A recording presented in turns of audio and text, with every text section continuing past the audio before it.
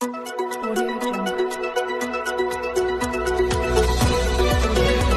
पहले नजर डालते हैं अब तक की बुलेटिन। मुस्लिम लीग नून फेसबुक की टीम दीपालपुर की जानिब से मीटिंग का एहतमाम किया गया, जिसमें खसूसी शिरकत Rao Ajmal Khan MNA, chairman standing committee Iftikhar Hussain Chachar MPA, Rana Atif Rauf और चौधरी अदील अली खान, मुबशर अब्बास सदर social media team Pakpattan, Malik Tayyab और कासिम नदीम कामरान ने शिरकत की, जिसमें Rana Atif Rauf central head PMLN social media team ने खिताब करते हुए कहा कि टेक्नोलॉजी के इस दौर में सोशल मीडिया की अहमियत से इनकार नहीं किया जा सकता।